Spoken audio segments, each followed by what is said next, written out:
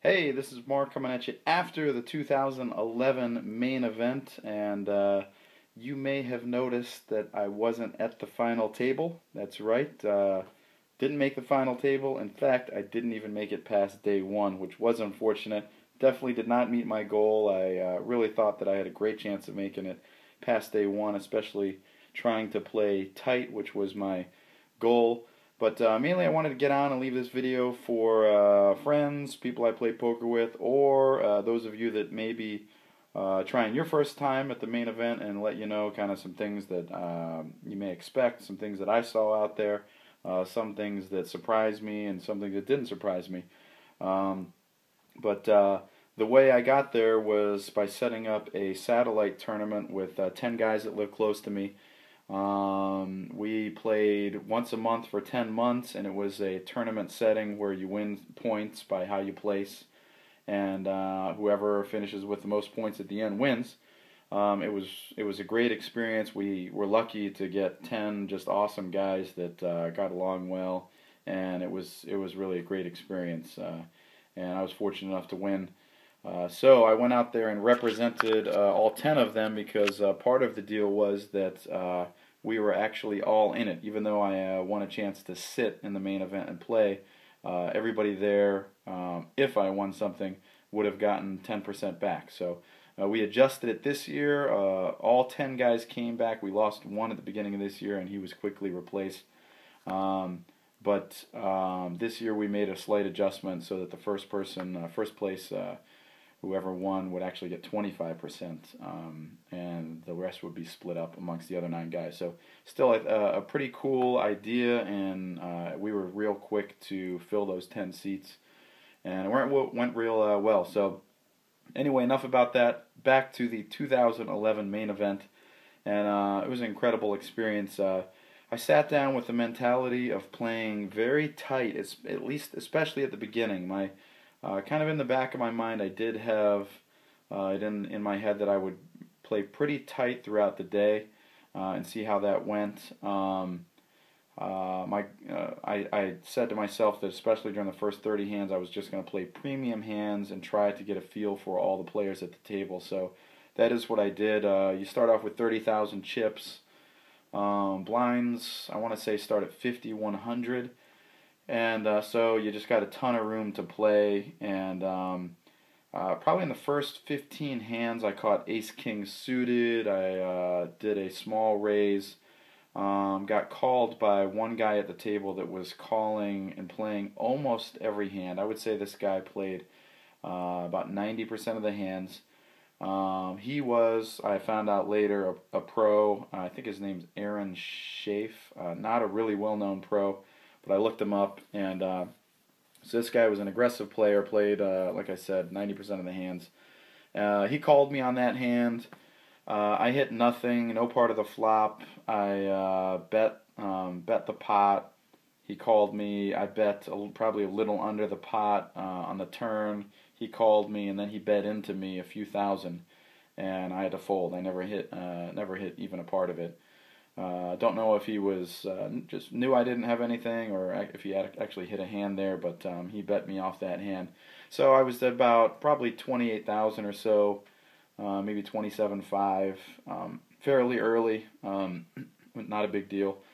So certainly not panicked. I stuck around that mark for a while, and then probably sometime after the first break. They give you a break every 2 hours, and blind levels are actually 2 hours there.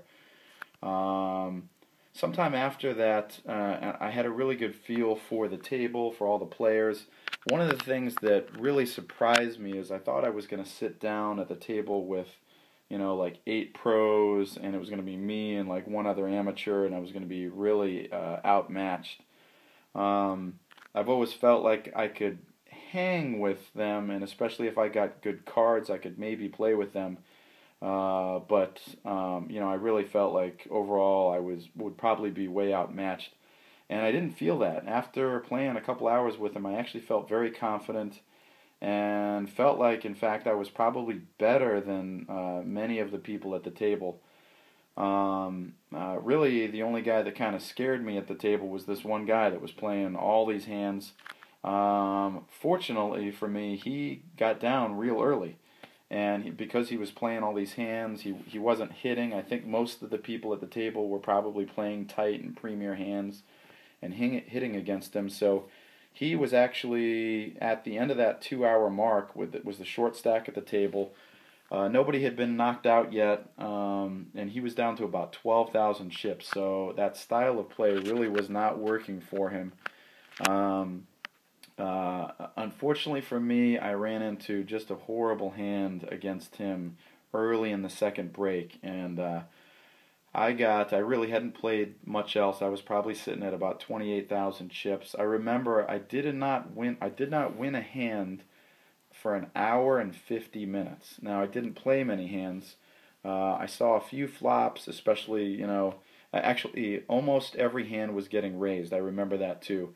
In fact, the first hand that I won was a hand that did not get raised, and it was one of the first hands that did not get raised. It was an ace-10 suited, and I won just a small pot on that. So I probably had dwindled down to maybe 26, 25,000. And then after winning a little bit, I think I was sitting around 27, 28 when I ran into this hand. And I hit queens. I raised the blinds pre-flop, probably 2.5, and was, of course, called by this guy. He was on the smaller big blind. Let's see. Flop came out 5... 5-7-8. No, let me get this right. Okay, no, 5-8-9. So it was a 5-8-9 flop, rainbow flop, and I hit queens. So feeling pretty good about my hand. He checks to me, and I bet the pot. He calls. Now I guess I'll tell you what he had right now, which will make it. Give you a good feel for what I was playing against. He had a 7-8 against once again flop 5-8-9. So he caught middle pair with a inside straight draw against my overpair. So I'm obviously a huge favorite there. A blank hits on the turn. I think it was like a 2. He checks to me again. I bet pot again, and so we have a decent sized pot at this point, and of course a 6 hit on the river, and he fairly quickly bet 6,000 into me, which I think was about the pot at that time. So I went in the tank really thinking about it, and had a really tough time. I could not put him on a hand, and my feeling was that he was trying to get me off that hand. I felt like he didn't hit, and that he was just trying to get me off it. So I called, and unfortunately he flopped over a straight. Could not believe that he hit a straight on that hand, and was pretty upset about it. So I shipped over probably 8,000, 9,000 chips on that one hand, and at that point I think was down to about 18,000 chips. It was not the short stack at the table. That gave him the momentum though that he needed, and really started him off on quite a run at the table. But for me, just a really cruddy hand, and boy, that was really the difference in the way that my day went. If I had won that hand, it would have been well over 30,000 chips, probably 34, 35,000 chips, even without the call on the river. But with that, I would have been about 40,000 chips probably. So that was an unfortunate one, and but still well within it. I had around 18,000 chips. So the day went on. I wavered, I would say, between 15,000 and 18,000 chips for a long time. Continued to play tight. Started seeing several people at my table get knocked out, which was surprising to me. You go there thinking, man, 30,000 chips is going to last all day. I can definitely make it to day 2. Even just playing really tight cards, that was kind of my philosophy, and yet you saw people, dwindle down and people getting knocked out. In my 8 hours at that table, I saw probably, I don't know, maybe 6 or 7 people get knocked out ahead of me. So anyway, this guy continued to be really the only one playing at the table, very aggressive. After that hand against me, that knocked him up to maybe 20,000 chips. He was catching cards after that. He caught a boat over a guy's nut flush and just kept chipping up throughout the day. He ended off the day, actually, the chip leader at my table with 100,000 chips. And there was one other guy at my table that also had right around 100,000 chips. So anyway, I made it to dinner break probably with 15,000 chips or so. I gotta say, one of the other things that surprised me there was how stressful it was. And I have to say, if I ever had an opportunity to go back there, one of the things I would do differently would not be as stressed. I guess that's a first-timers thing at the World Series. I also always kind of kept in mind that I had 9 guys that I was playing for besides myself.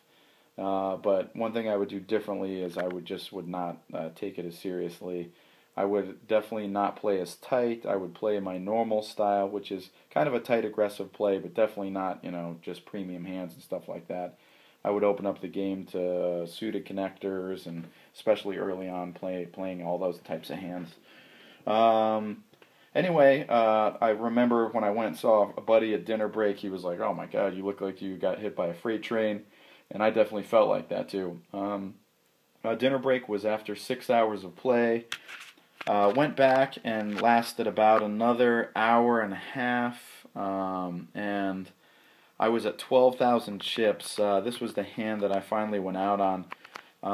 A guy raised, I actually had aces, and I limped in early because, like I said, every single hand was raised, and so my thought was I'm going to limp in and re-raise, which I had done one other time in the day. I caught aces and limped in. A guy raised and I re-raised pretty big, and he folded.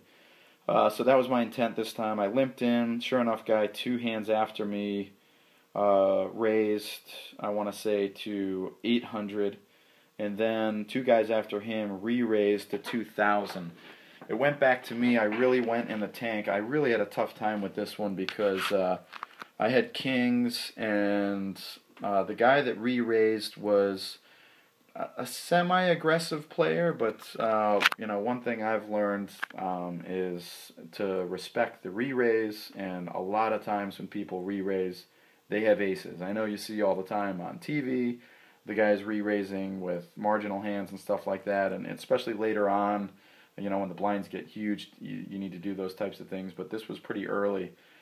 So I really had a tough time with that. I had 12,000 chips, and could have called. That was certainly a consideration, but you think, man, I'm calling for 1/6 of my stack, and I hate to call and then be in a position like, oh man, am I just going to call off my chips? So I felt like I was in a position right there where I'm either going to maybe call or go all in. So after tanking for a little bit, I went all in.